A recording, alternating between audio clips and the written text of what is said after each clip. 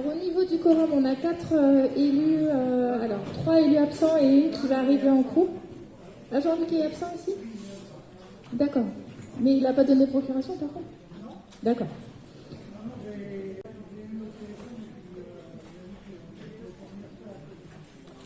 D'accord. Donc on a Sophie qui a donné pouvoir à Hélène, Carole qui a donné pouvoir à Sophie Gauthier mais qui devrait arriver en cours, Lydie qui a donné pouvoir à Amandine, Michel qui a donné pouvoir à Sébastien et donc Jean-Luc qui est absent.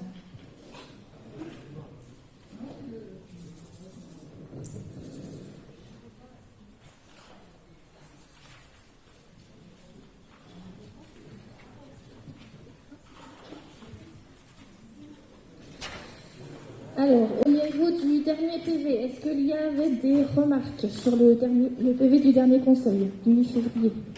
Est-ce qu'il y avait des modifications à apporter? Ouais, vas-y Yann.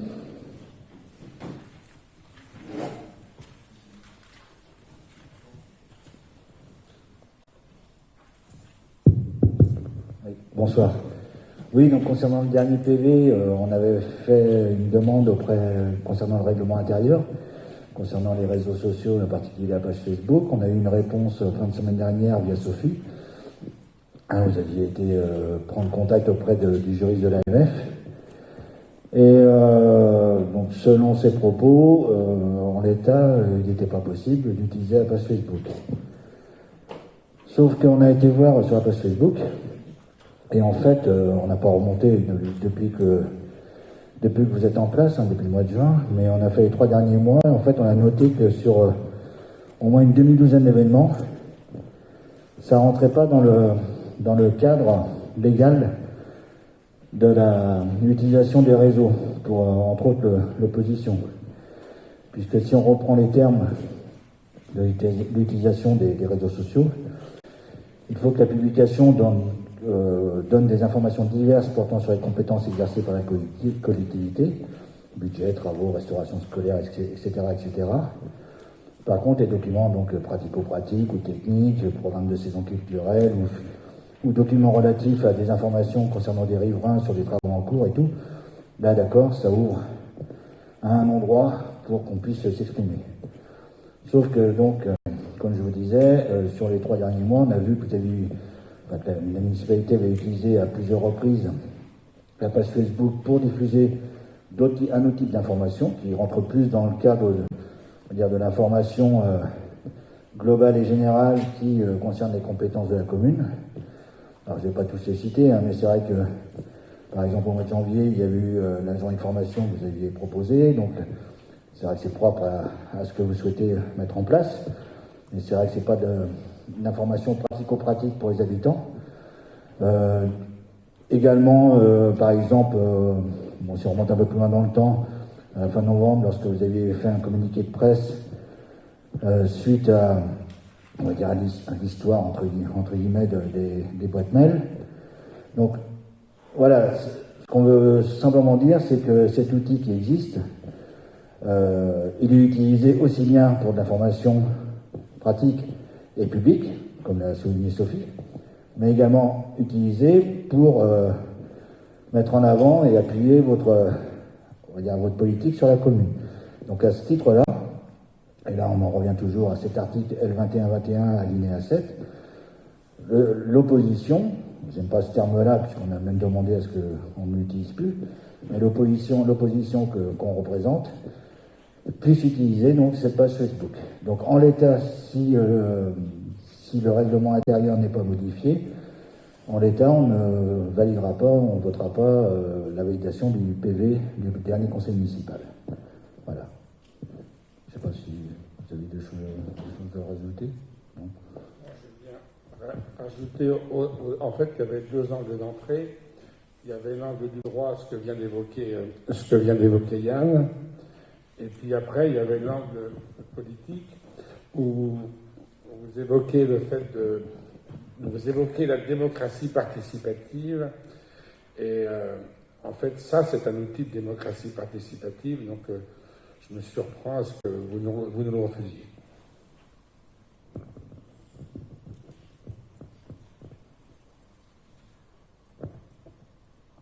Après, c'est pas. Enfin, nous, on s'est renseigné d'un point de vue juridique, vu que la dernière fois, Yann avait fait part de jurisprudence et d'articles juridiques, hein, donc voilà, c'est pour ça. Donc après, en effet, il faut qu'on regarde ce qu'on met sur la page Facebook, et puis si on ne peut pas mettre d'informations générales à viser, comme je dirais peut-être plus politique, c'est ce que tu es en train de dire, Yann, on va les enlever, quoi. Non, mais après, on ne vous demande pas d'enlever ce type d'information, c'est un outil pour la commune. Mais si vous le faites, laissez-nous le droit de pouvoir aussi répondre sur le même sujet. Ouais, voilà, c'est tout. Après, je pense que du coup, c'est un débat à avoir en commission en communication. Sophie est absente ce soir, mais de savoir ce qu'on met sur la page Facebook, parce qu'en effet, si on souhaite mettre des informations politiques, il y a un espace qui sera dédié, et on peut aussi choisir de mettre que des informations plus techniques d'actualité, quoi. Ça dépend de la ligne éditoriale qu'on veut donner aux réseaux sociaux, en fait. Non, mais vous le faites déjà. Oui, non, mais j'entends bien. Mais on n'a pas travaillé sur la ligne éditoriale, en fait, pour l'instant, de ce qu'on veut y mettre. Hein. Donc, on a repris, en fait, ce qui pouvait exister avant, la façon de faire avant. Donc, c'est une question à se poser, quoi.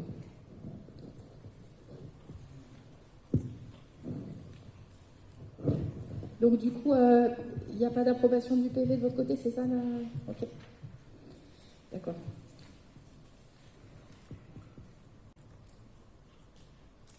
Alors du coup ensuite secrétaire de séance, donc volontaire désigné Hélène. Derrière. Voilà. Alors on va commencer par la première délibération à l'ordre du jour qui concerne la convention Petite Ville de demain.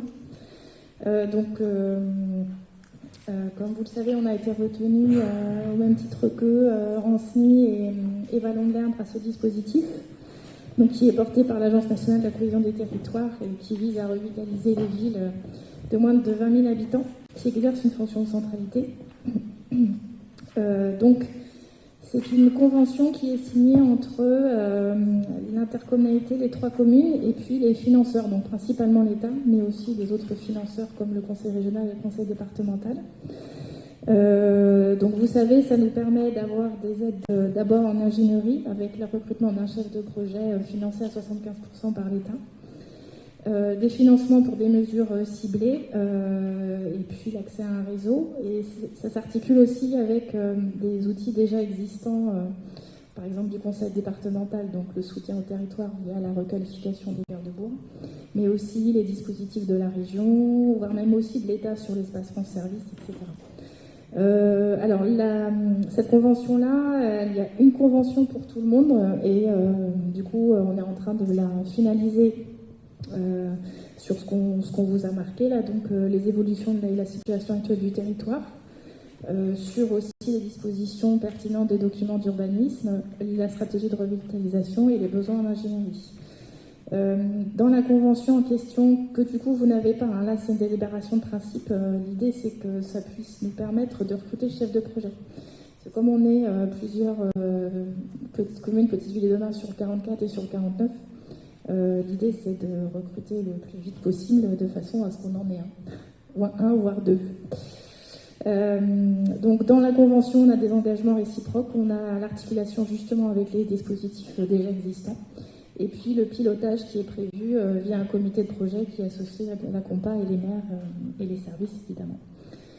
Donc là, Vallon a fait une délibération de principe il y a 2 semaines, ce soir Ranceny le fait en même temps que nous, et ça passe en conseil communautaire du 25 mars, de façon à ce qu'on puisse recruter le chef de projet. Le ou les. Et du coup, vous aurez la convention dans toute son entièreté, du coup qui est assez longue, puisqu'il y a 3 communes plus la Compa, le 19 avril. Là, l'idée, c'était plutôt de vous proposer de délibérer sur le principe de la convention, pour qu'on puisse, de la même façon que les communes et le conseil communautaire de fin mars à la Compa, puissent recruter le chef de projet. Voilà, est-ce qu'il y avait des questions sur cette convention que vous n'avez pas, hein, mais en gros les grandes lignes c'est ça, hein, c'est les engagements de chacun et puis l'état des lieux des besoins en fait, hein, donc qu'on avait déjà établi au niveau de l'AMI Cœur de Bourg du conseil départemental. Et puis le projet de territoire, ou en tout cas les actions envisagées. Donc on est tous en train de finaliser ça. Est-ce qu'il y avait des questions là-dessus?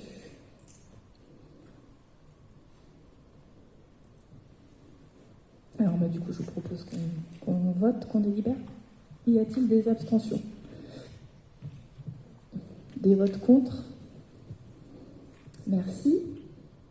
Alors, ensuite, on a mis actualité de la compa, mais c'est vrai que comme on a eu notre dernier conseil municipal il y a un mois, il n'y a pas eu, je pense, de commission à la compa. On est dans la préparation budgétaire, évidemment, aussi 2021. Et ce qu'il faut noter, c'est qu'au prochain conseil communautaire, il y aura la délibération sur la prise de compétences mobilité. Je regarde Thierry. Qu'on aura derrière nous en conseil municipal. Donc on en reparlera soit le 19 avril, soit le 31 mai, puisqu'ensuite ça passe dans tous les conseils municipaux.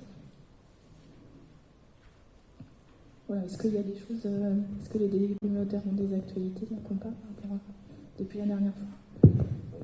Oui, moi j'aurais aimé en fait avoir des précisions ou des reprécisions concernant les dates, les grandes échéances, Philippe, sur le dossier de l'aire d'accueil des gens de voyage.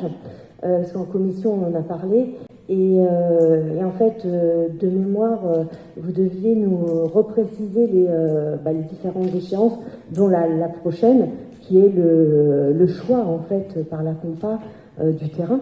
Donc, est-ce que tu peux nous redonner les différentes échéances, s'il te plaît, Philippe?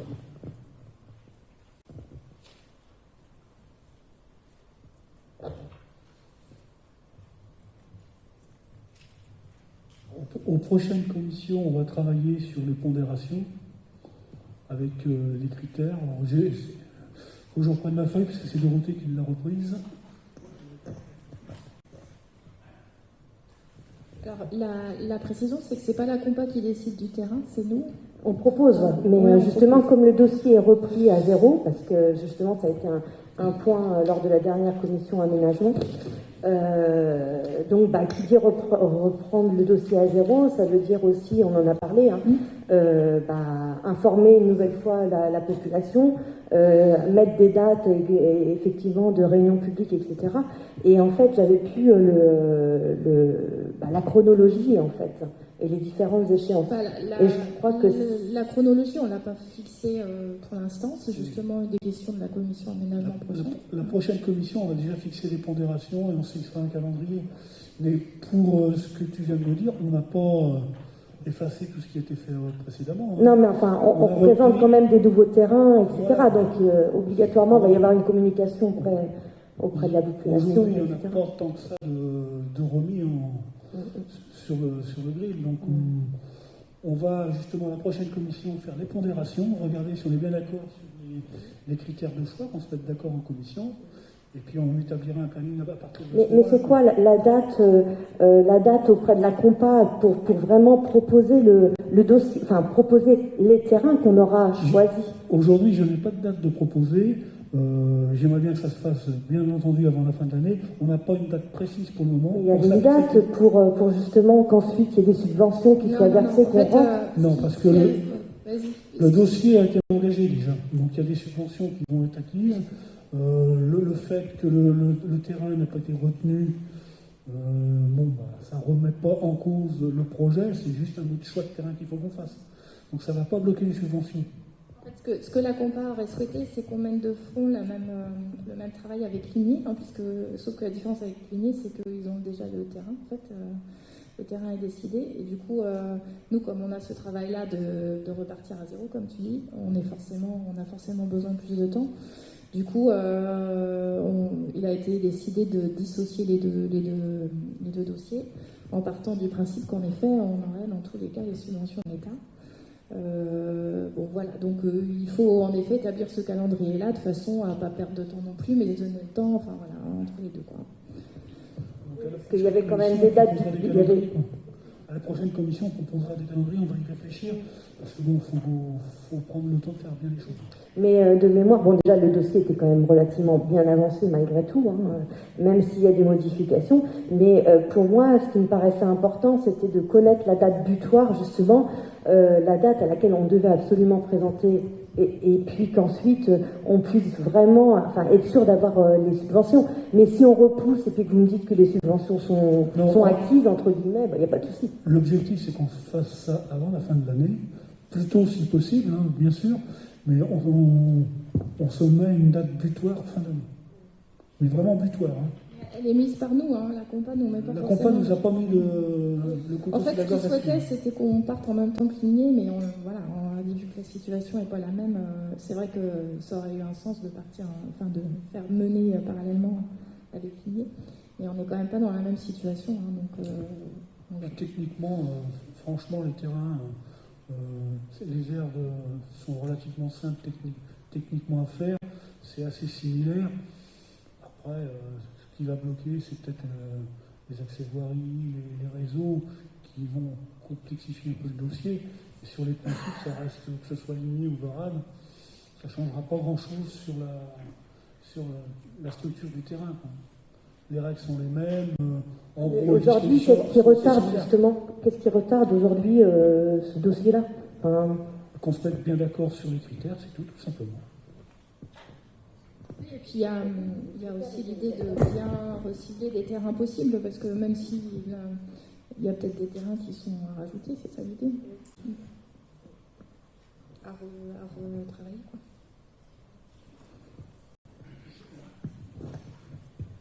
Stéphanie, je rappelle quand même qu'il y avait une polémique qui avait été un petit peu honteuse, on va essayer d'éviter que ça se reproduise, quoi. Justement, c'est pour ça aussi que je tenais à avoir aussi des dates concernant l'échéance du projet, déjà d'une part, et puis un rétro-planning par rapport à des réunions publiques potentielles pour communiquer auprès de la population. On y voilà, travaille, c'est pour ça. La prochaine commission, on pourra voir ça.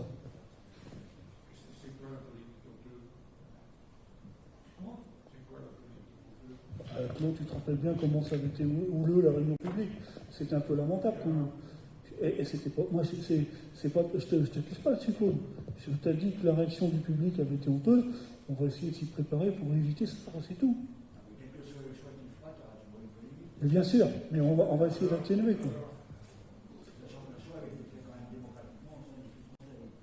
Mais est-ce que je fais un reproche là-dessus? Non mais enfin... Yann, là, c'est un procès d'intention que tu me fais, là. Non mais on partage ensemble, et vous le savez bien que c'est un sujet délicat, donc il faut pouvoir le partager correctement, quoi, et puis prévoir les échéances ensemble, quoi.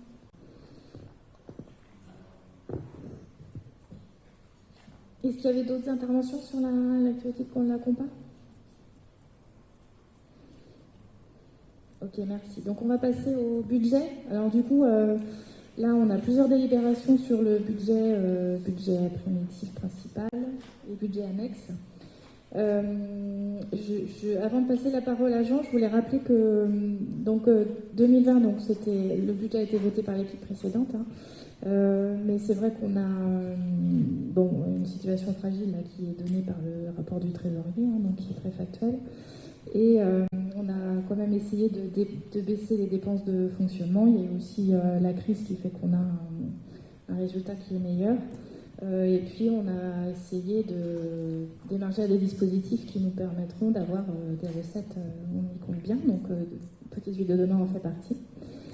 Donc sur 2021, c'est notre premier budget, donc c'est important. Vous le verrez, on a fait en sorte d'augmenter la capacité d'autofinancement, même si c'est pas très simple, hein.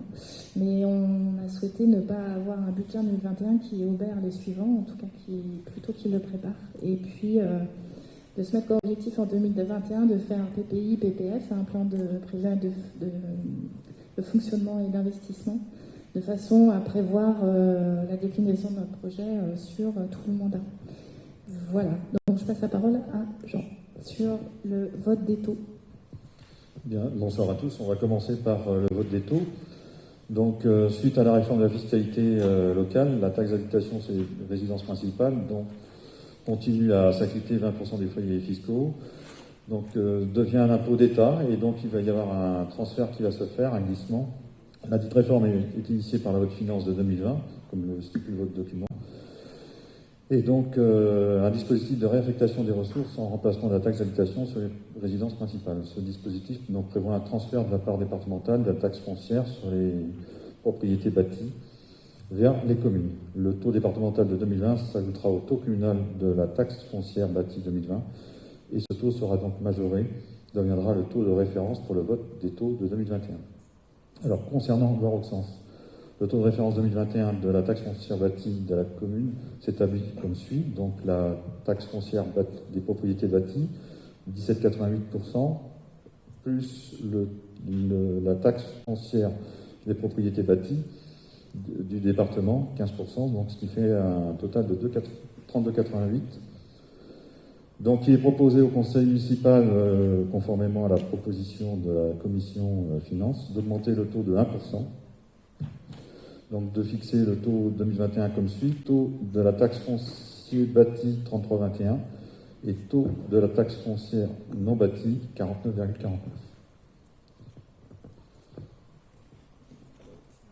Je peux rajouter le débat là qu'on a pu avoir la semaine dernière en commission transversale. C'est que sur 2021, on a fait en sorte de baisser les dépenses sur lesquelles on a la main, même si vous savez bien qu'il y a toute une partie de dépenses qui augmente via le coût de la vie, on peut dire, ou en tout cas ce qu'on appelle le glissement vieillesse-travail. Et que d'où la capacité d'autofinancement prévisionnel qui est supérieure pour 2021, on en parlera tout à l'heure. Et en fait, l'augmentation qu'on vous propose, elle est surtout liée à notre possibilité d'investissement en 2022. Puisque vous savez qu'on va avoir en 2022, avec l'emprunt qu'on va faire en plus, 524 000 de capital d'endettement. Donc avec une CAF prévisionnelle de 683 000, on fait la différence, il reste 160 000 euros d'investissement courant. Cette année, on en a 400 000, en dehors des subventions qu'on peut avoir en plus. Voilà, donc on a, même si on augmente la capacité d'autofinancement prévisionnel, en particulier par la baisse des dépenses et puis la hausse de certaines recettes, on a quand même une capacité d'investissement prévisionnel qui ne va pas être mirobolante. Donc en fait, l'objectif de cette augmentation de 1%, c'est pour éviter qu'on ait certaines années des augmentations énormes pour pouvoir financer notre investissement courant. Hein. On ne parle même pas de projet structurant. Voilà, c'est un peu le sens de cette proposition-là. Les dépenses, elles augmentent de combien en pourcentage? Elles augmentent de 1%. Non. Les dépenses globales de la collectivité. En 2021, dans le budget primitif, 1%.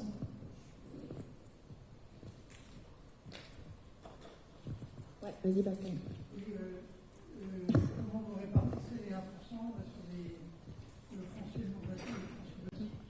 Parce que je vois pas trop comment ça a été calculé.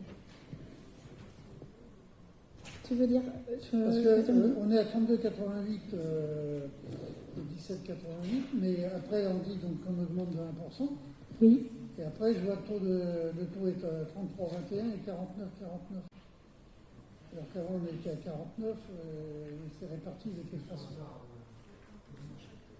C'est proportionnel. Il y a 33 sur 33 et 49 sur 40. je ne sens pas bien la question, Pascal. Non mais attends. Ah non, on les a sur les deux. On a sur les deux taux en fait.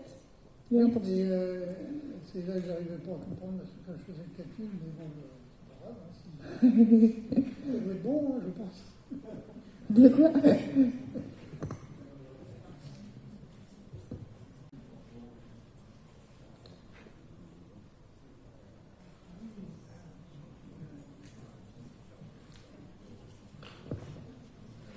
Est-ce qu'il y a d'autres interventions sur les taux?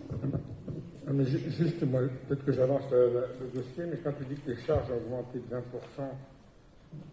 dans le budget qui est prévu, je trouve, moi, plus de 3% d'augmentation des charges. Je sais pas, Oui, parce que tu prends la CELA. En fait, alors moi je dis sans la CELA, parce qu'en fait, si tu veux, mais ça veut dire que la recette augmente d'autant, en fait.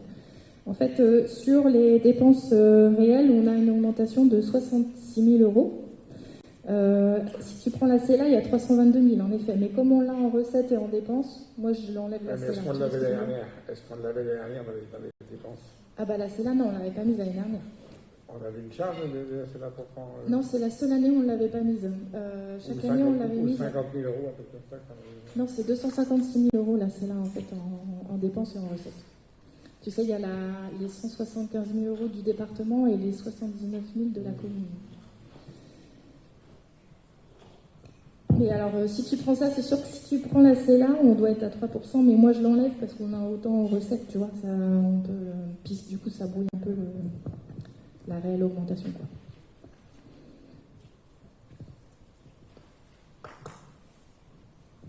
Alors, c'est sûr qu'on a des chapitres qui baissent et puis d'autres qui augmentent. Donc au final, on a une augmentation de 1%. Même si on a fait en sorte que certains baissent. Mais il y en a d'autres qui augmentent presque tout seuls. Sans qu'on en... Quand je dis tout seul, c'est par des effets qu'on ne maîtrise pas.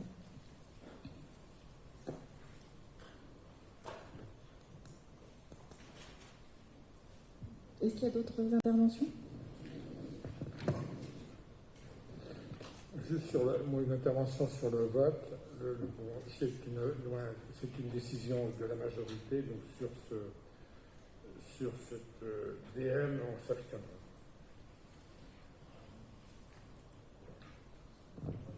Donc tu n'as pas d'avis sur l'augmentation des taux? Oui, c'est étonnant ça. Donc c'est plutôt une position de principe, comme c'est nous qui proposons, c'est ça?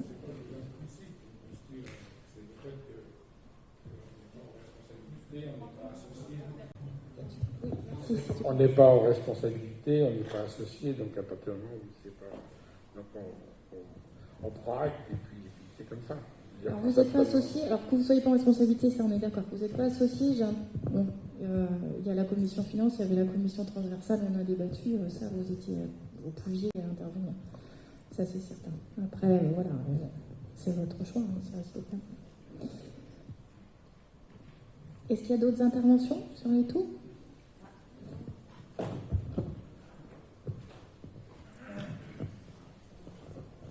Compte tenu des différents critères qu'on observe et puis que effectivement les dépenses augmentent, moi j'aurais eu un petit peu plus d'ambition pour le Baroque Sens et j'aurais peut-être augmenté un peu plus.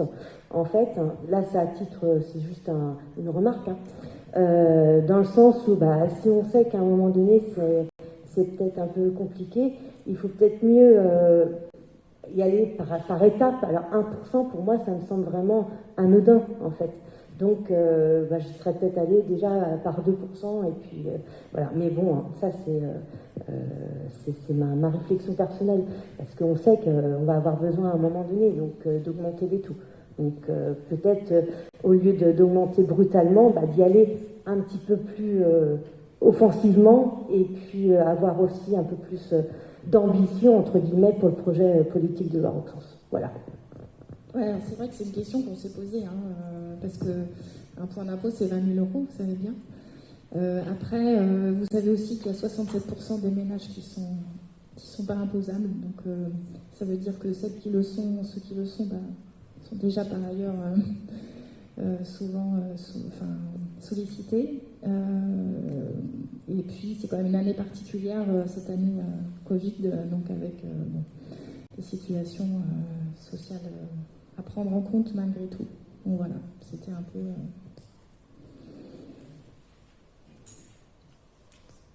Mais en effet, c'est le fait d'éviter de faire des augmentations trop importantes d'un seul coup.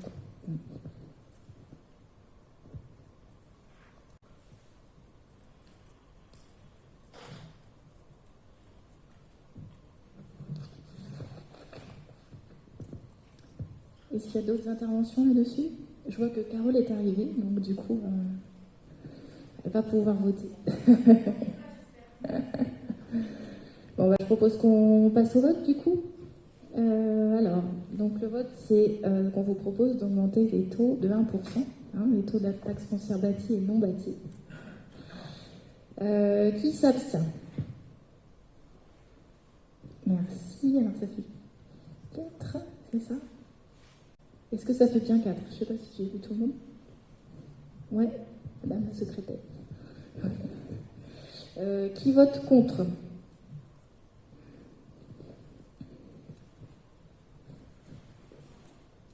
C'est ça? 1, 2, 3. Il y a des procurations, comme vous avez procuration, ouais, ça fait 2. 1, 2, 3, 4, 5.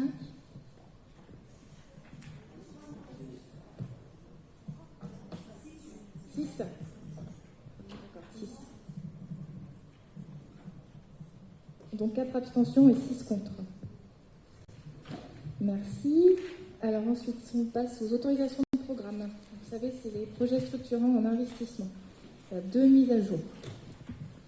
Donc voilà, il est proposé au Conseil de valider les mises à jour d'autorisation de programme. Donc vous voyez dans la colonne 2021, donc on dépense 779 000 euros. Et puis donc en recette avec les montages financiers, donc 779 000 euros, donc cofinancement de la région, la DETR, le département. Et puis donc on a ensuite l'emprunt par rapport à qui va venir compléter le montage. Et puis donc une part d'autofinancement aussi qui va être supportée par la commune. Donc ça c'est au niveau de la salle. Au niveau des abords du collège, donc 2021, donc 533 kilos pour les dépenses, et puis donc en recette, donc on a les subventions du département, et puis donc des restes de TVA. Notons également qu'il y avait aussi, enfin vous le voyez là dans la colonne RAR, donc notre emprunt qui va être contractualisé cette année, les 750 kilos, auquel va s'ajouter également, enfin on verra plus tard, les 300 000 euros d'emprunt pour la constitution de la commune nouvelle. Et ça c'est dans un autre registre. Donc voilà, il est demandé de valider donc cette programmation qui va s'achever en 2021. Alors en fait, sur la salle Omnisport, c'est une augmentation de 45 000 euros. Il y a 30 000 euros de plus-value. Et puis 15 000 euros pour prévoir des réserves d'eau pour arroser les réseaux. Voilà, les réseaux, oui, pardon.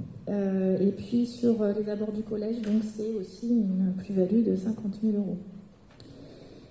Donc là, on va essayer de solliciter le département pour voir si on ne peut pas avoir un peu de subvention qui ne tente rien à rien.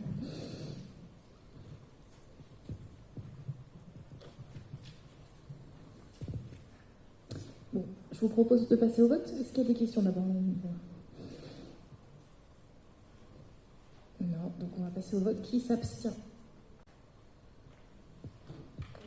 Une abstention? Alors, une abstention ou pas? Tu t'abstiens? D'accord. Est-ce qu'il y a des votes contre?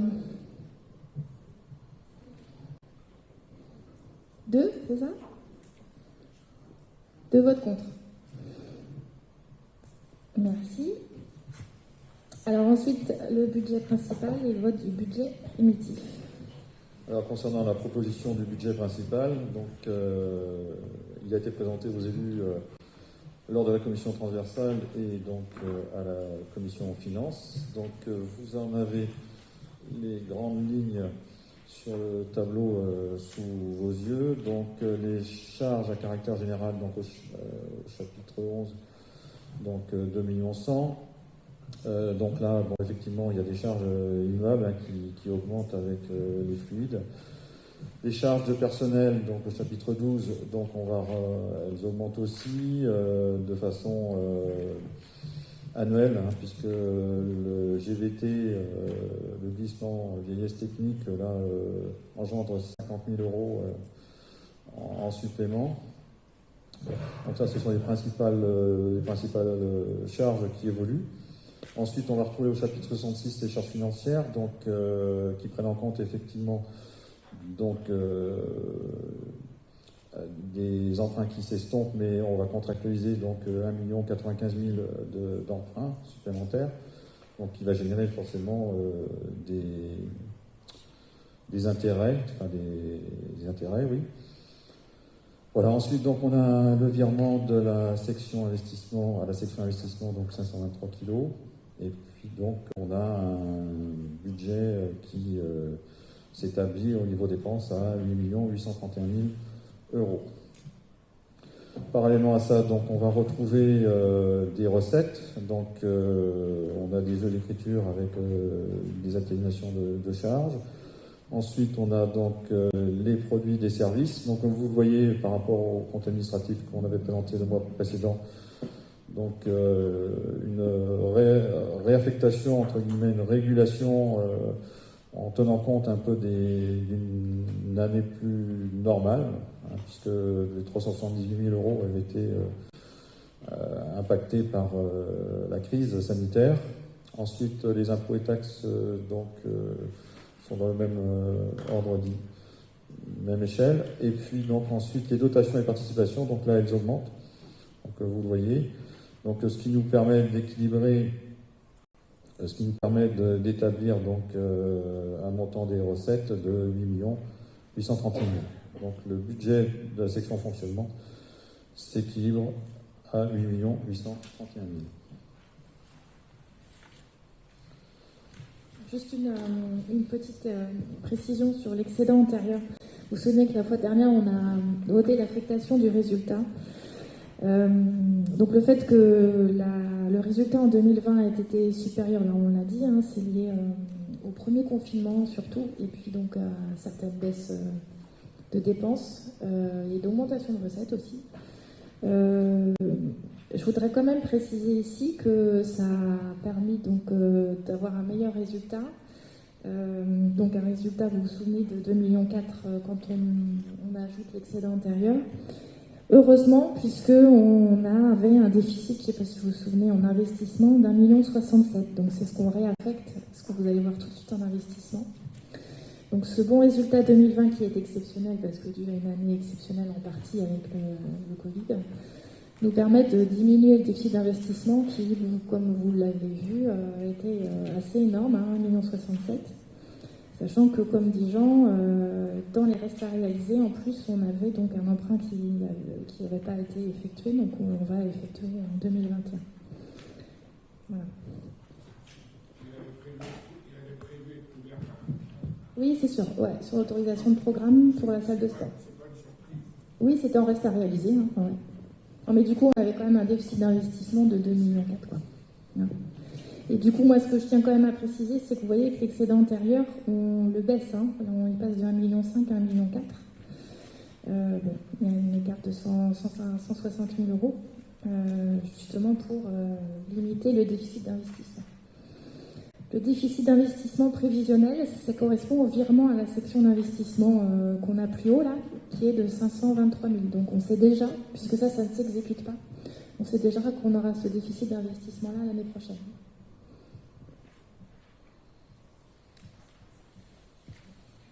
Sur la section investissement, donc on le voit avec les différentes opérations. Donc on a les 1 333 000 de projets structurants qui regroupent à la fois la salle et les abords du collège. Ensuite, donc on a les différentes opérations de 100, 300 jusqu'à 700 qu'on va retrouver dans notre tableau d'investissement récurrent. Donc vous l'avez peut-être sous les yeux là, très rapidement, on a donc les projets structurants, vous les retrouvez en haut du tableau avec tout ce qui est voirie. Et ensuite, on a budgétisé aussi donc des APD donc pour des projets à envisager et qui avaient été présentés lors de la campagne, et donc notamment la cuisine centrale. Et puis donc vous retrouvez les 10 000 euros, là, les 30 000 euros là, par rapport à des projets structurants. Dans la gestion patrimoniale, donc vous avez donc cette enveloppe là, de 46 kilos. Vous avez également tout ce qui est matériel mobilier, 21 000.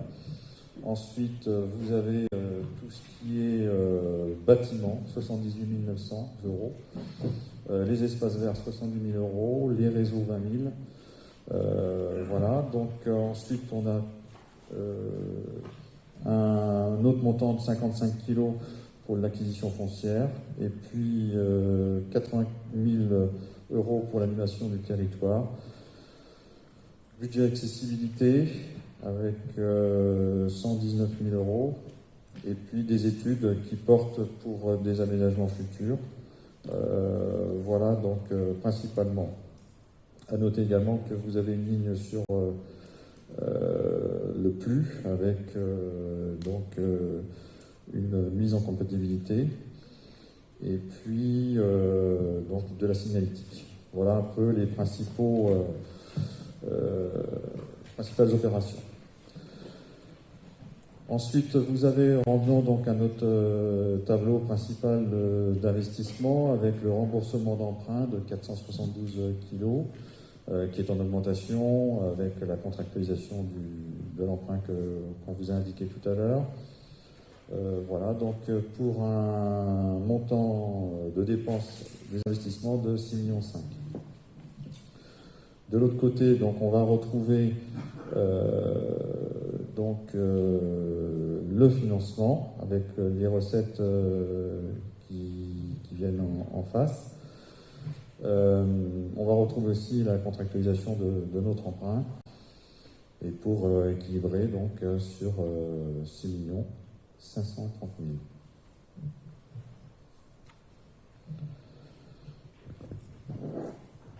Donc, dans l'emprunt, on retrouve en reste à réaliser 1,50 million, donc c'est les 750 000 de la trésorerie de programme de salle de sport, et puis 300 000 euros d'un emprunt qui était affiché au précédent mandat et qui n'a jamais été fait. Et les 45 000, c'est les plus-values dont on vous parlait tout à l'heure, donc le 30 000 et plus les 15 000 euros de réseau.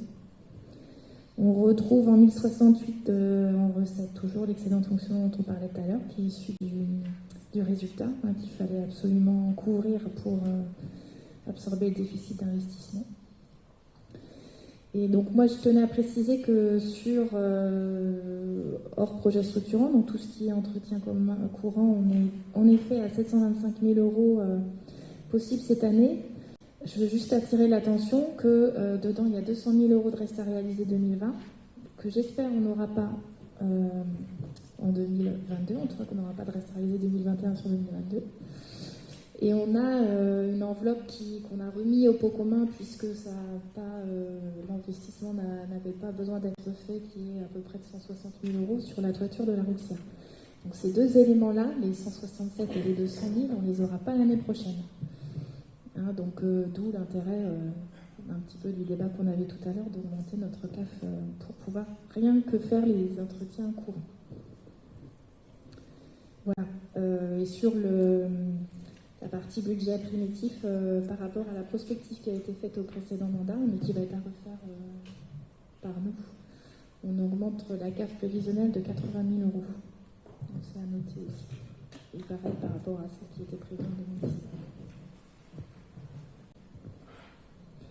Est-ce qu'il y a des questions là-dessus sur le budget primitif? Alors du coup, vous aviez le détail de tous les articles dans la présentation qu'on a pu faire en commission finance et en commission transversale, dans ce qui vous avait été envoyé aussi.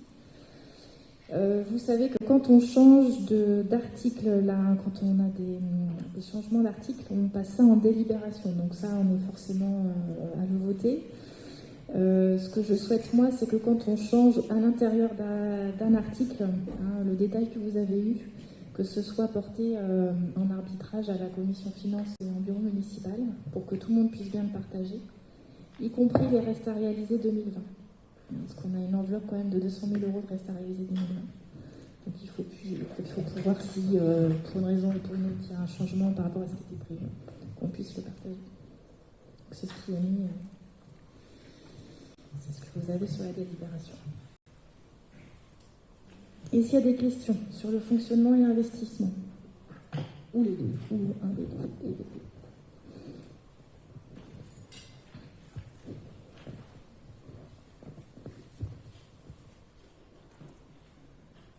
Il n'y a pas de questions? Vas-y, Claude. Déjà, me satisfaire ou nous satisfaire d'entendre pour la première fois que le résultat de l'année dernière était bon. Ouf. Eh bien, on ne l'avait jamais entendu, et particulièrement de ta bouche. L'entendre me ravit. Deuxième chose, quand on fait des comparaisons avec comment il s'appelle, le trésorier, le TPG, qui nous a sorti un document où il fait que des comparaisons par habitant. Je trouve ça que ce document est extrêmement réducteur. Et quand on fait des comparaisons, et tous ici, on est en capacité de comprendre que les contextes sont différents. Et on est comme une nouvelle depuis 4 ans. On n'a pas le même nombre de bâtiments, pas le même nombre de voiries. En fait, on est dans un contexte totalement différent. Et je trouve que obtenir un document de la part du trésorier pas plus élaboré que ça, je trouve que c'est vraiment dommage. Et là-dessus, je vous invite pour l'année prochaine à peut-être ouvrir un petit peu les ratios et demander au TPG qu'il y ait quelque chose de plus, de plus développé et qui prenne en compte la situation de la nouvelle collectivité. Parce que vouloir prendre et puis se comparer avec des villes qui sont dans les métropoles ou à côté des métropoles, c'est pas toujours très comparable. C'est pour ça qu'il faut être extrêmement prudent dans la comparaison. Alors, sur la présentation qui est faite, il y a aussi une autre remarque. Donc, je lisais dans la presse sur Ouest France il n'y a pas très longtemps que, en fait, vous n'aviez pas voté les budgets de l'année dernière, il y a plusieurs années, parce que les dépenses ne cessaient de croître. Or, cette année, même si c'est de 1%, et je n'ai pas vérifié les fameux 300 000, mais je te fais confiance, le budget l'accroît à nouveau. Alors, j'imagine que je ne sais pas si vous allez bien voter le budget, parce que vous ne votiez pas, parce qu'il croissait, et là il croît, et vous allez probablement voter. Et puis, sur la présentation qui est faite, j'entends qu'il y a des investissements, mais je pense qu'une année comme celle-ci, le résultat était bon, on aurait pu être un peu plus audacieux sur les investissements qu'il y a à faire, et démarrer au moins un chantier. On avait dans les valises un chantier à Béligné ou un chantier à La Chapelle, et je pense que c'était aussi le moment de le faire. Alors, en fait, on qualifie en fait ce budget en fait d'insuffisamment ambitieux. Et puis, je reviens sur la gouvernance, ce que j'ai évoqué tout à l'heure. En fait, le fait qu'on soit traité de manière un petit peu différente, en fait, dans une gouvernance où on se trouve un petit peu à la marge, donc pour nous, c'est une situation difficile, et je trouve presque stigmatisante pour nous. Donc, je le rappelle, c'est pas comme ça qu'on construit une relation positive et constructive donc, entre nous. Et puis, un dernier point, j'ai pu participer aux quelques commissions finances. Je trouve que dans la préparation budgétaire, on charge un petit peu les dépenses et on sous-estime un petit peu les recettes. Et je pense qu'on est sur une thésaurisation un petit peu. Ça, c'est un ressenti, mais c'est moi qui étais plus et ça n'engage que moi. Une thésaurisation excessive. Alors, au vu des commentaires que je viens d'évoquer, donc on ne votera pas le budget. Du coup, je vais reprendre point par point, parce que j'ai déjà dit aussi, évidemment. Alors, se satisfaire du résultat bon. Alors, je me satisfais qu'il soit meilleur que prévu, en fait. Je ne peux pas dire qu'il est bon à mon sens, hein, puisqu'il faudrait qu'il soit encore au-delà de ça. Je rappelle que ce résultat, il est aussi lié à des décisions qu'on a prises, nous, de baisse d'indemnité d'élus. Il est aussi lié à une situation sanitaire exceptionnelle, donc qui n'était pas prévisible. Voilà, donc il est meilleur que prévu. Et heureusement, encore une fois, parce qu'on a un déficit d'investissement qui est énorme, et donc ça nous permet de le combler. Sinon, nous serions à un déficit prévisible, un investissement en 2022 à 900 000 euros. Voilà. Sur le document du trésorier, j'ai envie de dire que c'est ce qu'ils font pour toutes les communes. Le trésorier précédent le faisait les mêmes documents que vous avez tous reçus, donc avec la grille de comparaison par strate de commune, et puis aussi l'analyse qu'il a pu en faire. Alors c'est vrai que j'aurais aimé qu'il vienne le présenter comme faisait son prédécesseur. Bon, les conditions sanitaires ont fait que c'était pas possible.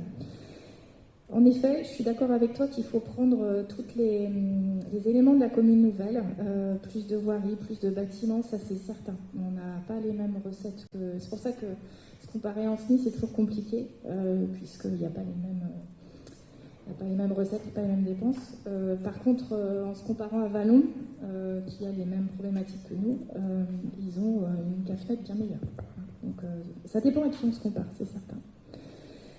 Sur la lecture dans Ouest France, en fait, moi je rappelle que je me basais sur la capacité d'autofinancement, c'est-à-dire la différence entre recettes et dépenses. Là, en effet, on peut isoler l'augmentation des dépenses. Ce que j'ai dit tout à l'heure, c'est que notre CAF prévisionnel, on a une augmentation de dépenses, mais on a aussi une augmentation de recettes qui est supérieure à l'augmentation de dépenses. Donc la différence, c'est ça qui est important pour moi, c'est la capacité d'autofinancement. Et celle qui est prévue pour cette année, elle est supérieure à la prospective qui a été faite au mandat précédent et à la CAF prévisionnelle de 2019. Et pourquoi je m'abstenais, c'est qu'en effet, les dépenses ont augmenté plus vite que les recettes, et on l'a vu il n'y a pas que sur les CAF. L'audace, je ne sais pas avec quelle recette en fait on aurait pu financer les projets structurants nouveaux, à part emprunter, mais on ne peut plus emprunter d'ici 2026, maintenant qu'on fait un emprunt de 1 million presque 100. Là, peut-être qu'en effet, on aura de nouvelles recettes l'année prochaine avec Petite Ville de demain, avec la MI Centre-Bourg, avec tout ce qu'on va aller chercher sur les plans de relance et tous les financements possibles, le PPI, PPF qu'on disait tout à l'heure. Voilà, mais là, je ne vois pas forcément comment on aurait pu. Parce qu'en fait, vous voyez que pour le projet de la Chapelle et de Bélinier, si on enclenchait, il y a un reste à charge de 356 000 euros qu'il faut pouvoir trouver. Sur la gouvernance, voilà, vous êtes dans les commissions. Alors, je rappelle comment ça s'est passé. Il y a les commissions par pôle qui proposent, donc là, vous y êtes. La commission finance qui propose des arbitrages, là, vous y êtes. Le conseil, la commission transversale, où on débat ensemble et puis on essaye d'avoir des orientations, là, vous y êtes aussi. Voilà, alors la seule instance où vous n'êtes pas, en effet, c'est le bureau municipal, mais tout le travail de proposition, vous êtes présent, vous êtes invité. Voilà. Et après, c'est une règle, quand on établit un budget, de charger les dépenses et de minimiser les recettes, de façon à ce que, vous voyez, là je parlais de CAF prévisionnel dans la prospective qu'on a pu faire, qui est presque de 700 000 euros. Évidemment, elle était de 600 000 euros pour cette année. Vous avez vu qu'on était bien au-dessus, parce que l'idée, c'est d'être au-dessus, évidemment. Et puis, aussi, on peut avoir des dépenses imprévues, qui fait que on est bien content d'avoir cette marge qu'on a de prudence, et surtout dans l'état actuel de notre budget. Vaut mieux être prudent. Donc, voilà. Après, c'est une question d'approche, moi je préfère être prudente. Voilà, sur les remarques, les réponses que je peux faire. Est-ce qu'il y a d'autres interventions? Oui, moi je veux bien. Il y a un point, alors on a entendu ce que tu as dit, il y a un point sur lequel j'aimerais bien revenir, c'est les indemnités des élus.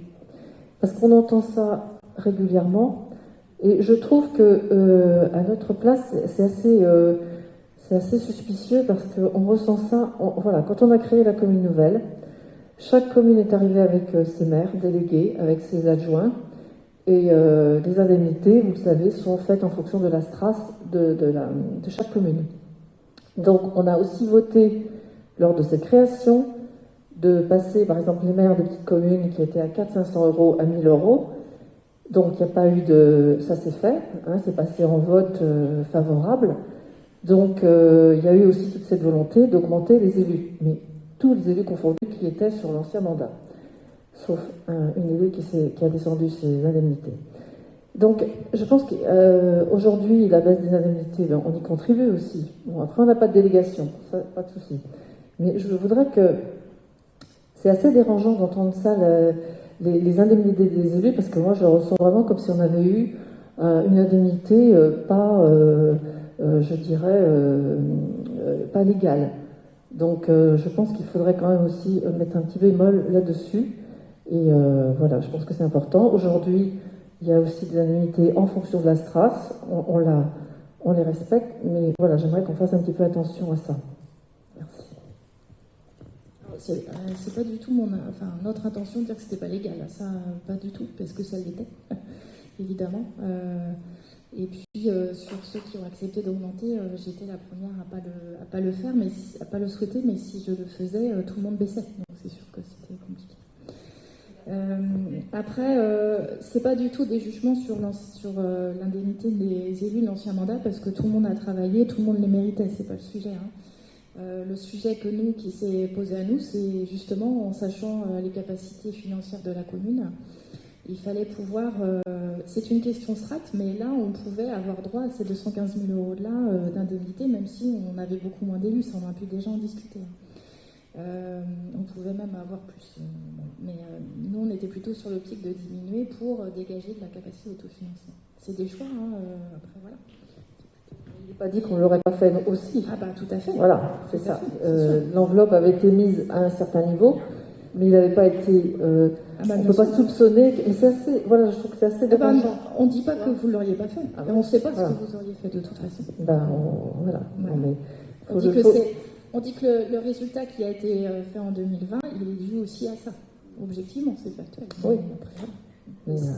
Si je peux me permettre, c'est quelque chose qu'on a porté. Après, c'est comme le dit Christine, c'est son jugement. Enfin, c'est un choix qui a été porté par la liste. Oui, mais quand on dit on fait des économies par rapport aux indemnités, ça veut dire qu'avant, ça laisse sous-entendre qu'il y avait une dépense, alors que finalement, non. On est arrivé avec chacun ses indemnités voilà, et on a augmenté effectivement les petites communes multipliées par 2. Donc voilà, personne n'a renié son indemnité aussi à ce moment-là. Non, mais par contre, dans le souhait de faire des économies, c'était ce biais-là. Donc là, c'est quelque chose qu'on assume complètement. À un moment, il faut réagir aussi avec objectivité et éviter les sous-entendus.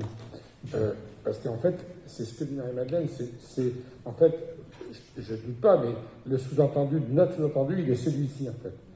Parce que quand on parle de CAF, on évoque la CAF depuis plusieurs années qui a monté, mais jamais on a évoqué ça, mais à l'origine, quand on a fait la fusion des communes, et heureusement qu'on l'a fait, on n'a jamais rappelé qui faisait de la CAF et qui faisait pas de la CAF. On n'est pas allé le chercher, et puis ça ne sert à rien, et puis ça serait stupide de le faire. Mais à un moment, on regarde devant, puis on évite de salir les autres. Je veux dire qu'il y a une forme de salissement qu'on entend. Alors, Claude, excuse-moi, mais si c'est pour les sous-entendus, ça va dans les deux sens, comme tu le dis. Après, on ne peut pas non plus sous-entendre que vous n'êtes pas associé, parce que vous êtes bien associé aux commissions, en étant présent et en motivant des décisions. Donc voilà. Là, après, je pense qu'on peut avoir le débat assez long là-dessus. Maintenant, c'est un fait. Enfin, voilà, les indemnités des élus ont baissé. C'est le cas.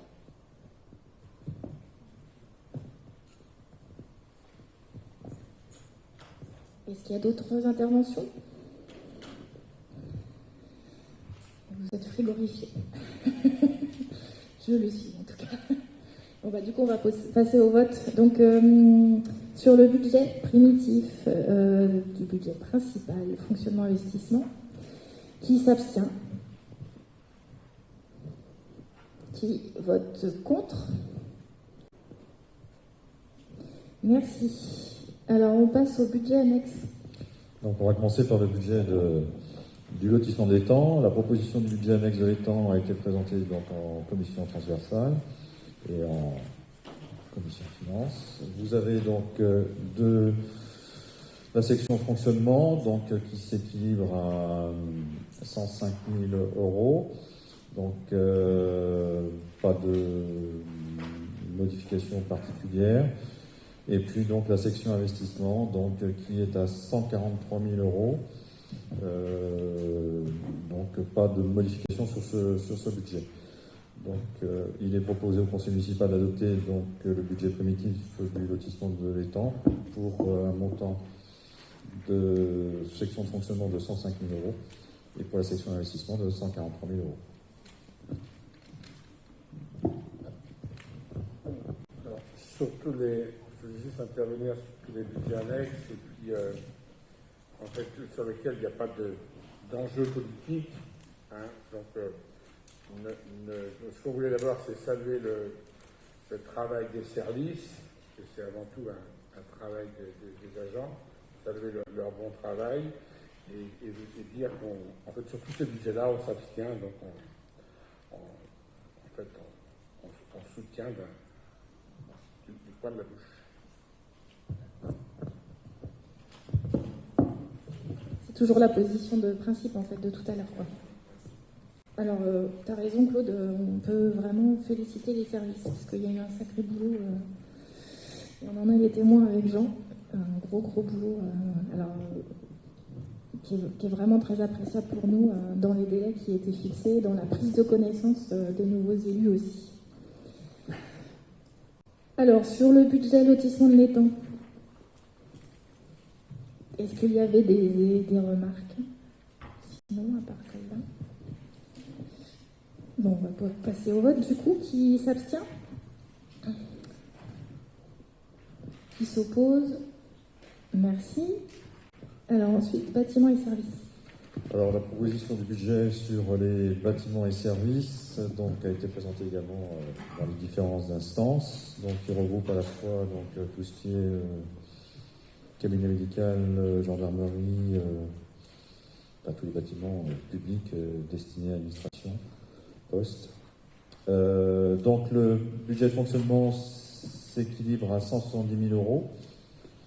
Et donc le budget investissement donc à 229 000 euros. Notez que les charges, enfin pas les charges, mais les loyers ont dû être modulés en fonction de la crise sur l'exercice précédent.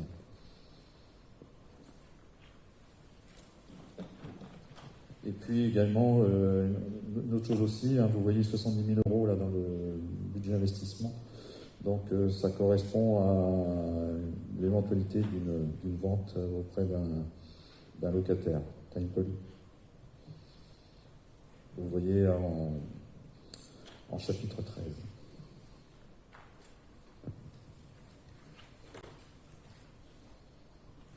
Est-ce qu'il y a des questions sur ce budget annexe? Bâtiments et services. On va passer au vote, du coup. Qui s'abstient? Qui est contre? Merci. Ensuite, le budget annexe réserve immobilière. Donc, le budget des réserves immobilières, donc, pour la section fonctionnement, s'équilibre à 7 691 euros. Donc l'investissement à 73. Alors, donc là vous avez donc plusieurs choses qui risquent d'intervenir. Donc vous voyez qu'on a des immeubles en possession. Donc l'Enfer Rochereau, immeuble Place de la Victoire. Donc c'est notamment Place de la Victoire peut être sujet à vente. Donc ce budget-là, entre guillemets, anticipe un peu cette possible vente. Voilà, donc 97 600 euros d'équilibre. Donc pour la section fonctionnement, donc 7 691 € d'équilibre. Et puis pour la section investissement, 97 600.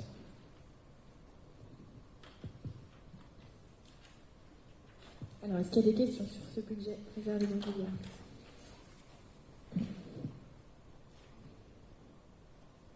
Ok, donc on va passer au vote. Qui s'abstient? Ok, qui vote contre? Merci. Alors, le budget annexe commerce, alors qui est le seul budget où il y a une participation du budget principal. Donc le budget de fonctionnement s'équilibre à 102 400 €. Et donc il y a le budget principal qui abonde dans ce budget annexe. C'est de 15 000 €. Oui, voilà, c'est ça. Donc on le retrouve en investissement, les 15 000 € là, que vous avez dans l'opération 1003. Donc pour finaliser les travaux sur les commerces de Béligny. Voilà, vous notez aussi que les investissements sont en prévision sur bar, restaurant de la Roxière et puis l'épicerie aussi. Voilà. Donc le budget investissement, la section investissement s'équilibre à 118 691 €, avec ce reversement de 15 000 € du budget principal. Voilà, donc vous avez le tableau récapitulatif des dépenses et des recettes qui s'équilibre à 102 400 € et la section investissement donc de 118 691 €.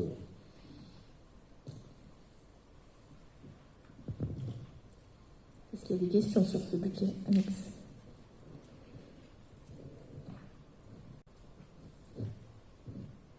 Donc on va passer au vote. Qui s'abstient?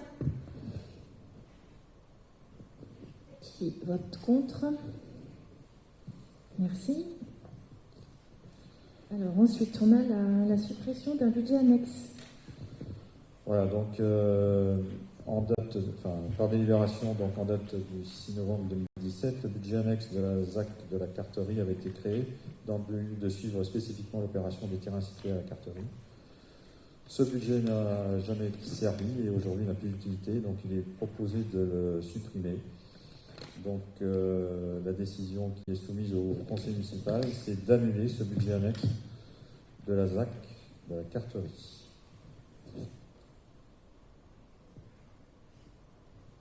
Alors justement, probablement parce qu'au final, ça se retrouve dans le budget principal, ce qu'on a vu tout à l'heure.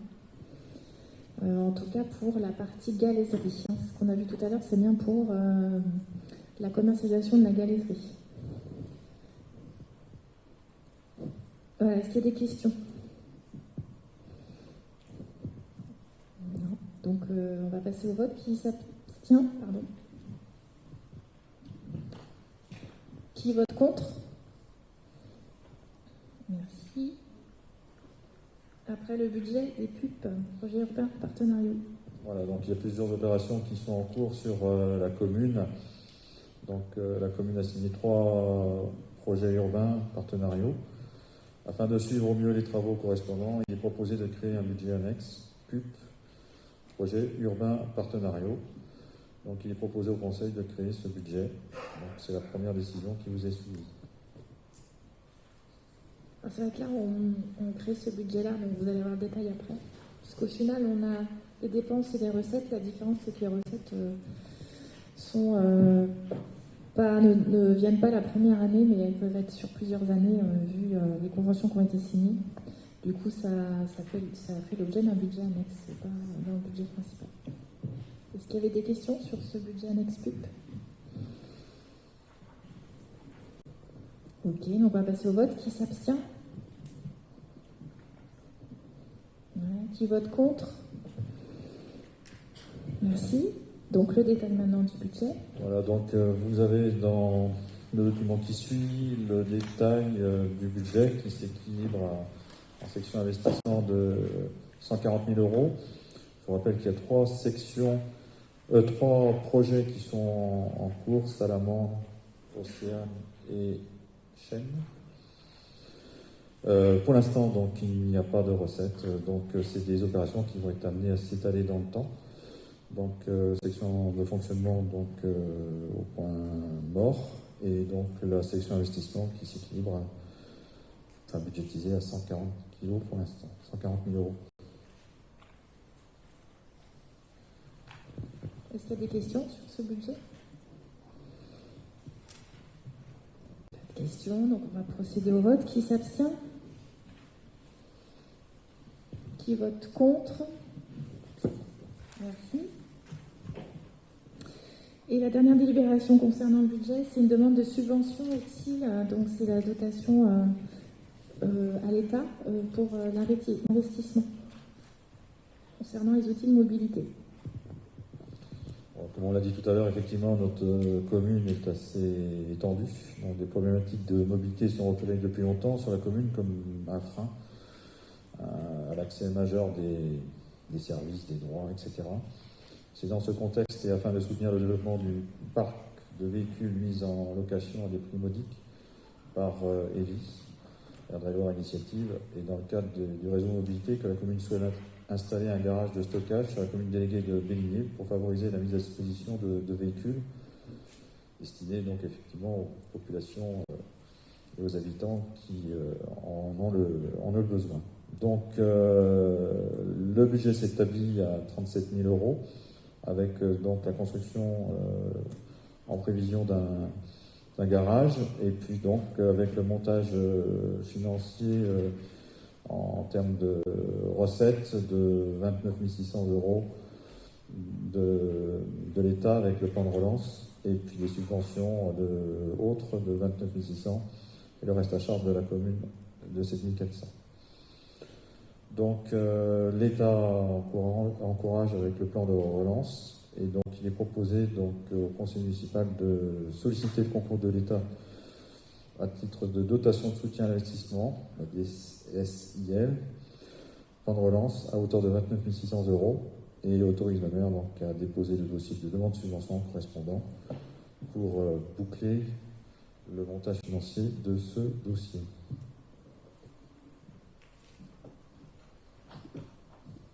Ça fait partie des dépenses qu'on a vues tout à l'heure au budget primitif investissement. Est-ce qu'il y avait des questions là-dessus? Je ne sais pas si Thierry qui voulait rajouter quelque chose. C'est bon. Je te laisse.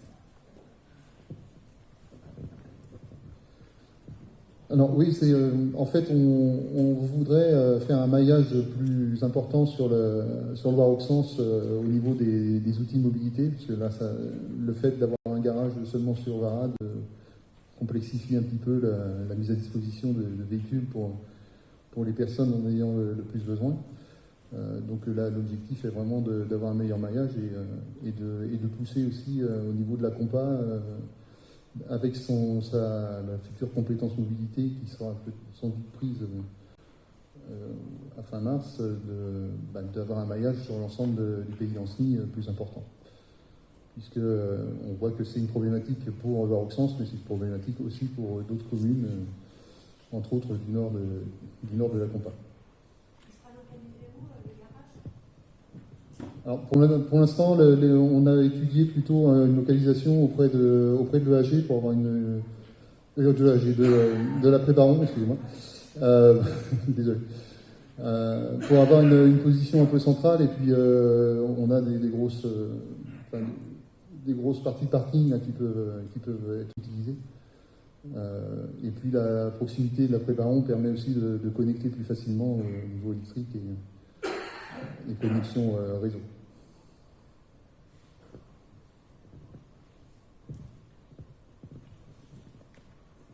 Est-ce qu'il y a des questions, du coup, sur cette demande de subvention à l'État? Bon, on va passer au vote. Alors, qui s'abstient sur cette demande de subvention? Qui s'oppose? Merci. Alors, du coup, désormais, on va passer au dossier divers soumis à vote. Donc, on a une délibération à suivre qui concerne la formation de maniement du bâton pour la policière municipale. En fait, il s'agit d'une convention partenariale avec la ville de Cholet, puisque celle-ci propose ce type de formation et propose d'en faire profiter nos policières municipales dans le cadre de ces formations obligatoires. Donc elle doit se former régulièrement au maniement du bâton. Et la prochaine session de formation, c'est le 23 mars 2021. Et l'idée, c'est qu'elle y participe à titre gratuit, ce qui est quand même... C'est quand même chouette. Donc vous avez la convention, donc évidemment, rapidement, évidemment le stagiaire, on a les obligations du stagiaire, les engagements du stagiaire, donc à observer les pratiques professionnelles et à appréhender l'organisation et les missions de la structure, et puis à ne pas divulguer les informations confidentielles évidemment, se conformer aux dispositions du règlement intérieur. Voilà, il est indiqué que le stagiaire fera l'objet d'une fiche d'appréciation. Et qu'évidemment qu'il faut qu'il se conduise correctement. Bon voilà, c'est une convention un peu magique pour ce genre de situation. Est-ce qu'il y a des questions là-dessus? Ok, on va passer au vote. Qui s'abstient? Qui vote contre? Merci. Alors ensuite on a, c'est une délibération, même si en pratique vous m'avez donné délégation pour les baux, donc mais c'est assez important pour qu'on passe en conseil municipal plutôt pour information, même si il est important qu'on en discute. Donc c'est l'ACM du parc qui est représentée par les docteurs Heroise, Boujon et Pigné, qui informe la commune de l'arrivée du docteur Marie Le Beurrier qui vient remplacer pour partie le docteur Tostila. Et il est sollicité de la même façon qu'il avait été demandé pour le docteur Kéroas, un demi-loyer pendant 1 an. Donc c'est ce que vous avez en fait, et la proposition qui est faite au conseil, c'est donc un loyer de 2 960,88 € pour la période du 15 février au 14 février. Et 5 921,76 à compter du 15 février 2022. Voilà. Donc en fait, je vous propose de me laisser signer ce bail, même si vous l'avez déjà délégué, mais de la même façon que ça avait été fait pour le docteur Kéroas au mandat précédent, vu qu'il y a donc du coup un antécédent. Voilà, on voit mal comment on peut refuser. Mais peut-être que certains veulent intervenir là-dessus. Oui, certainement. C'est très obligé. Donc effectivement, le conseil municipal, c'est surtout pour les nouveaux élus, du 10 février 2020, moi j'avais présenté cette même délibération sur une demande des conditions particulières, sur le loyer, effectivement, du médecin qui remplaçait le docteur Bertrand, docteur Kéroas.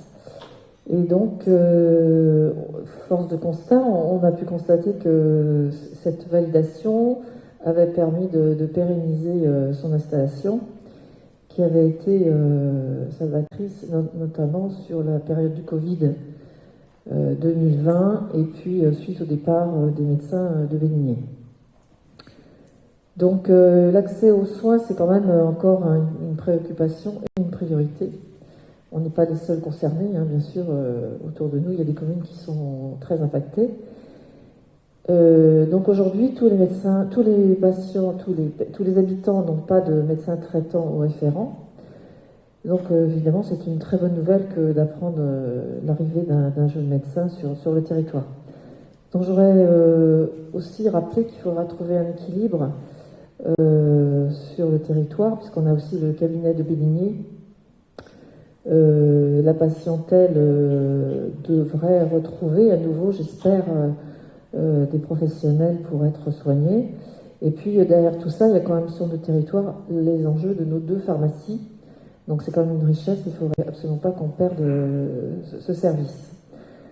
Alors effectivement, c'est une réaction, tu savais bien que j'allais arriver avec mes grands sabots, peut-être, en y mettant les formes, parce qu'on avait débattu sur ce sujet, parce que vous n'aviez pas voté pour.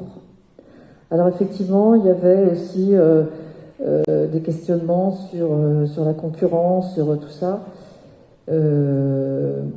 Mais en tout cas, il faut quand même se rappeler que ce vote, cet accord a permis quand même à ce médecin de s'installer, d'offrir des soins, et le soin, ça n'a pas de prix. Hein, souvent, je dis le soin partout et pour tous.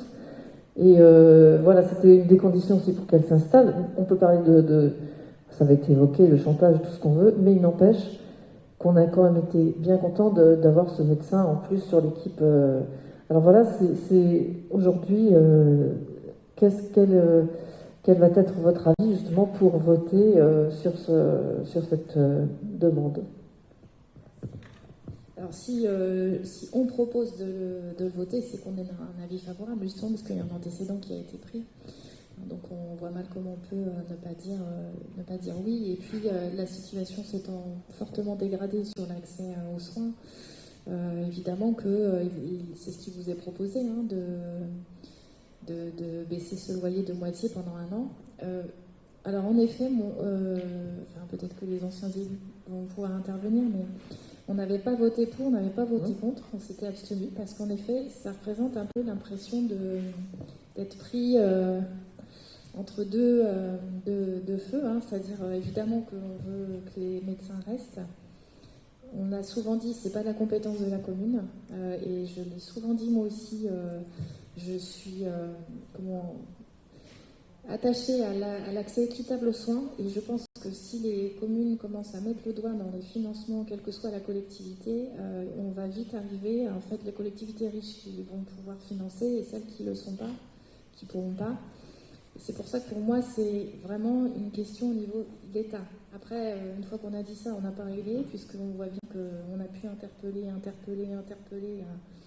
et vous aussi, enfin là-dessus, on est complètement en phase.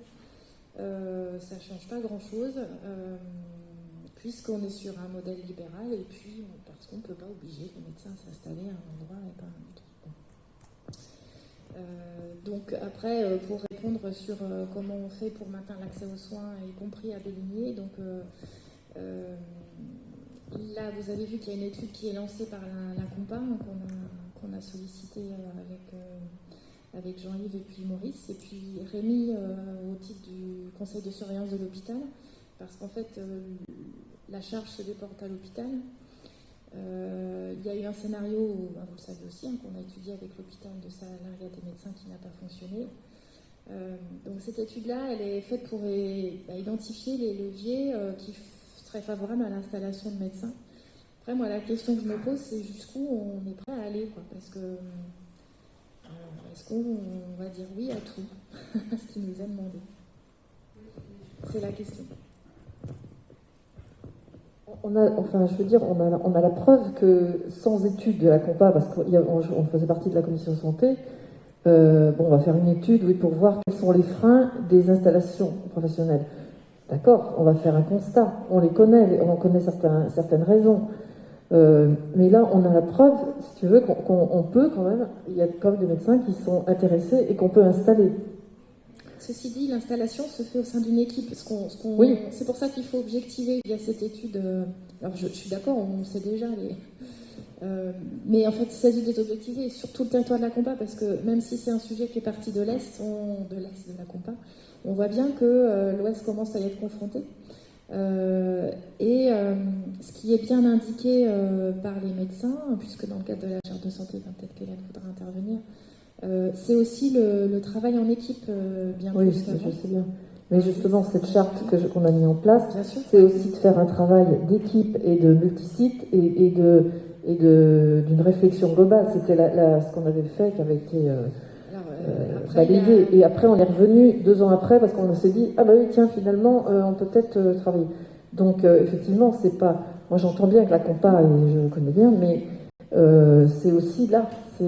Alors, évidemment, ça pose question que de favoriser des conditions, mais il n'empêche que la santé, c'est la vie, il n'y a pas... Voilà. Alors, par contre, l'hôpital qui absorbe, c'est pas tout à fait ça. Il y a des pathologies qui ne vont pas être absorbées par les urgences. C'est fini. Enfin, je veux dire, c'est renvoyé. C'est ce qu'on a eu au début. Hein. Nous, du coup, les habitants qui nous sollicitaient sans avoir de médecin, on les envoyait aux urgences. Hein, oui, mais Christine. Et Sandrine Delage a pu le confirmer. Oui, mais attends, excuse-moi. Les services d'urgence, je les connais bien, pour y avoir travaillé des années. il y a un tri qui est fait, et aujourd'hui, comme il y a eu la mise en place des CAPS, il y a un tri, donc tu ne rentres plus, normalement, si tu as une otite, etc., pour certaines pathologies. Oui, alors après, nous on a pu le partager parce que je fais partie du conseil de surveillance. C'est quelque chose qu'on a partagé. Oui, moi j'en fais partie depuis qu'on connaît la pénurie de médecins chez nous. C'est quelque chose et c'est pour ça qu'ils ont voulu faire l'étude avec nous, parce qu'ils ont bien conscience que ça les impacte évidemment. L'étude n'a pas abouti parce qu'ils ont leurs propres contraintes, mais ils l'ont fait avec nous parce que ils avaient un intérêt à creuser la question. Mais aujourd'hui, il va falloir reporter la réflexion déjà sur le territoire de l'Oroxens, avec aussi l'équilibre financier des deux cabinets, puisqu'on est propriétaire des deux cabinets. Ouais. Alors après, ce qu'il ne faut pas négliger d'autres paramètres qu'on a pu voir, c'est aussi les médecins qui sont beaucoup plus à temps partiel, mais que ce soit salarié ou libéral.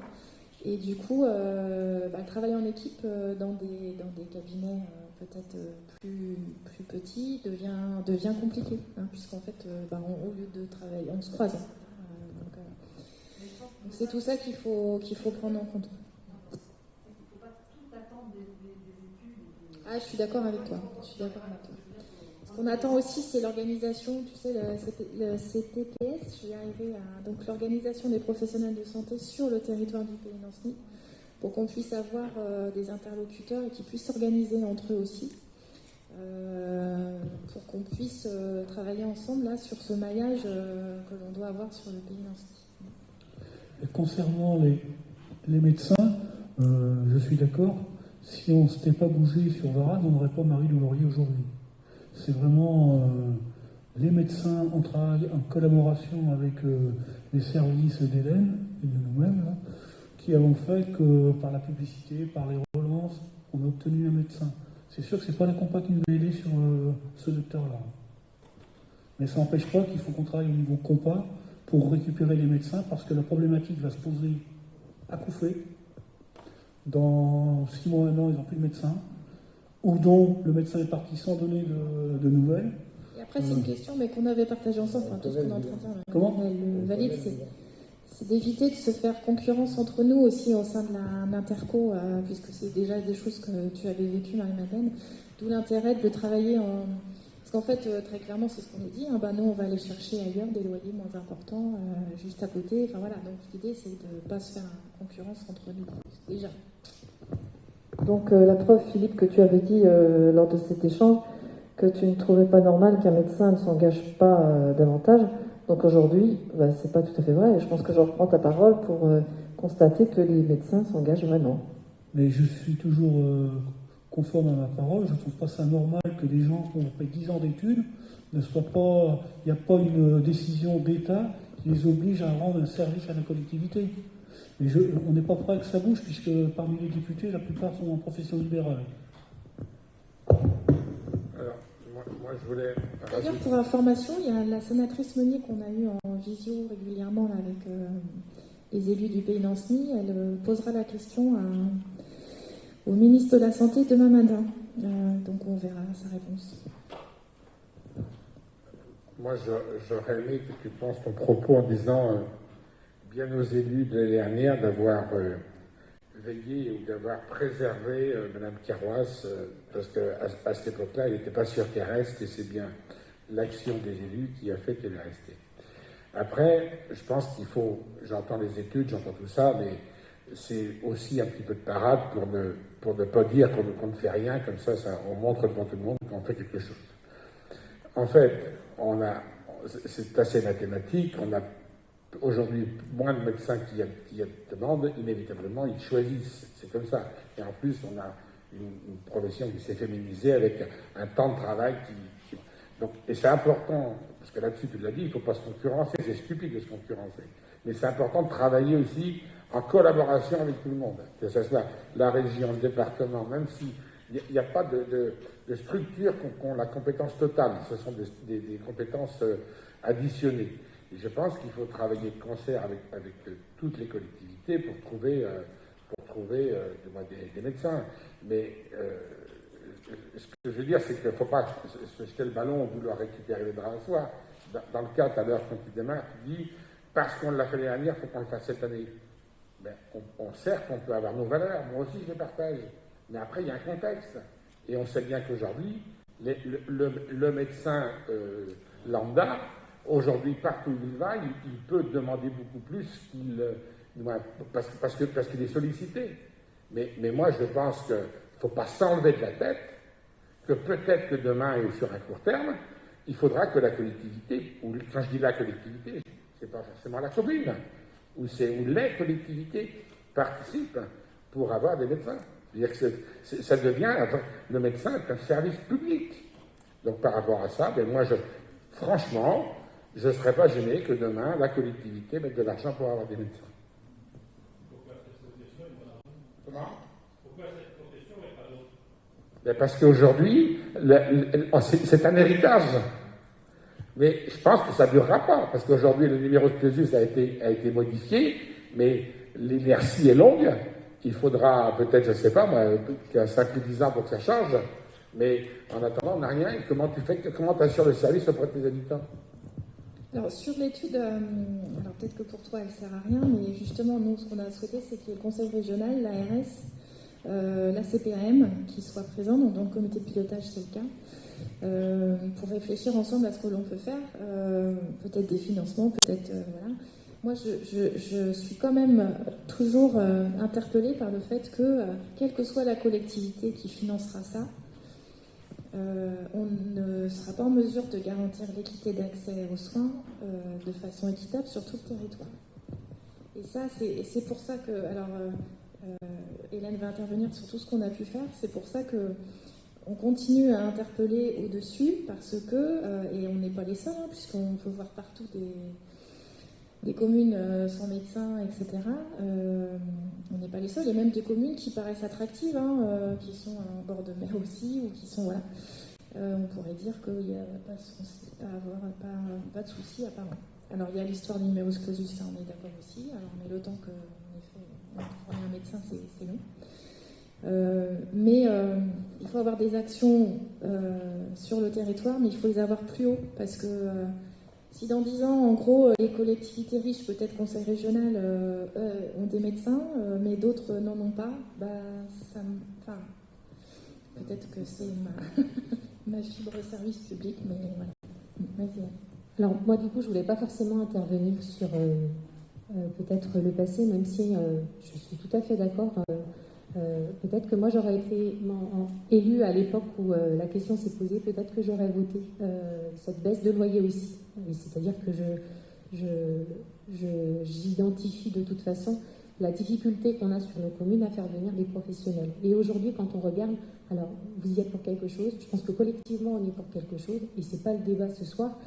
Moi, je tiens juste à souligner le fait que les professionnels de santé qui sont présents sur notre commune se sont fortement mobilisés, alors que ce soit au moment de la crise, mais également depuis pour essayer de trouver des solutions. Il y a également donc les autres partenaires.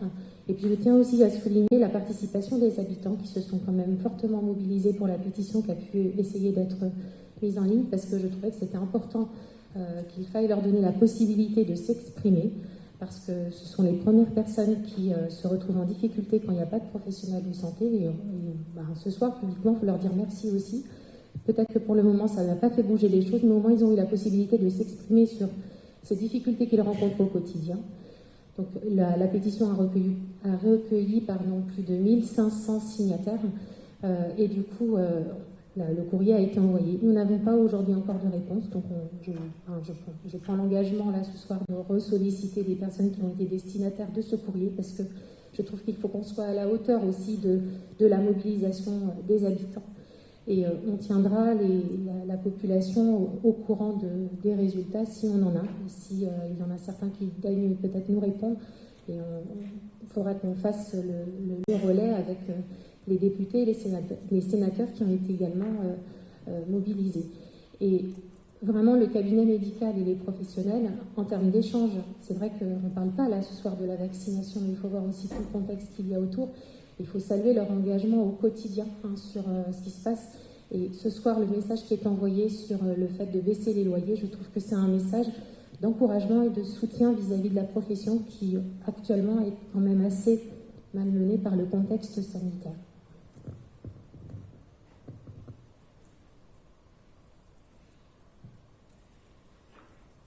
Je vous engage à écouter la réponse d'Olivier Véran demain à l'interpellation de Michel Meunier sur ce sujet.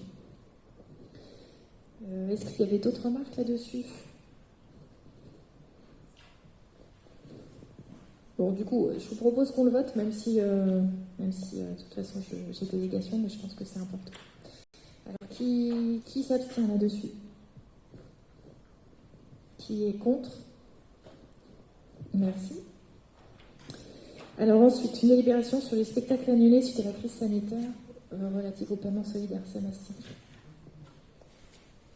Alors donc en septembre dernier, on a eu une délibération en ce sens pour indemniser sous forme de paiement solidaire des compagnies qui avaient dû annuler pour cause de Covid. Et là, il y a 2 nouvelles compagnies qui ont fait une demande en ce sens sur des spectacles qui ont été annulés plus tardivement. Et donc la commission annulation du territoire propose d'indemniser de la même façon ces 2 compagnies, à savoir 1 100 € chacune. Toujours pareil pour un paiement solidaire envers ces compagnies. Voilà.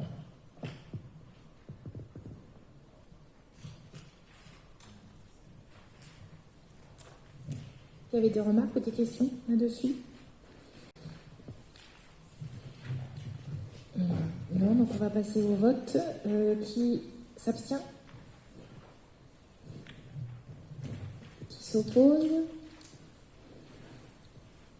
Merci. Délibération sur la gestion patrimoniale de la vente de terrain au Brulon. Ça, c'est Carole. Alors, c'est un dossier historique.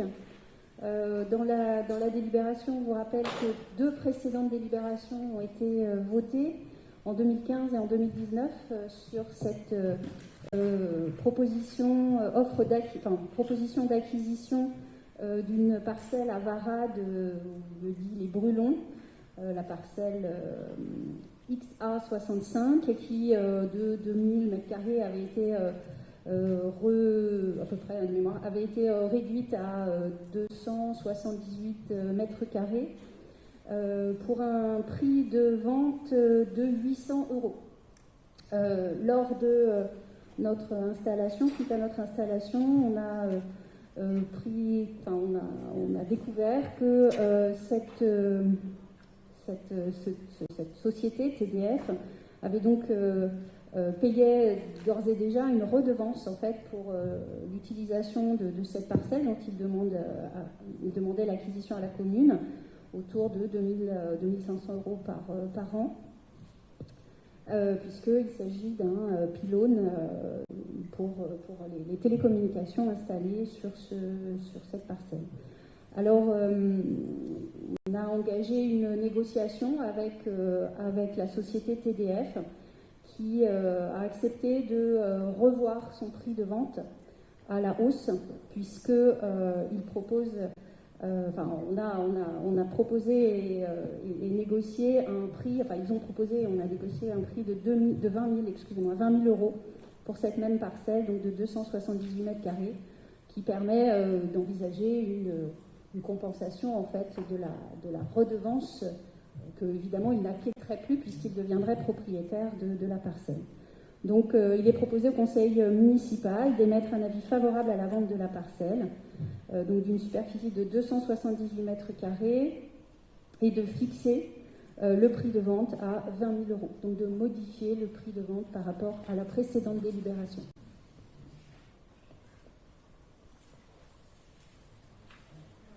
Sur ce dossier, en fait, on n'était pas en position de force, parce que les 2 délibérations qui avaient été prises au dernier mandat nommaient le TDF. Donc, en fait, pour eux, c'était acquis. Et vous voyez que les 20 000 € correspondent à peu près à 10 ans, de recettes de redevances d'occupation du domaine public. Donc, c'est une recette qui apparaît dans le budget que l'on a voté tout à l'heure. Enfin, même si vous ne l'avez pas vu, mais il a été intégré. Voilà, est-ce qu'il y a des questions là-dessus?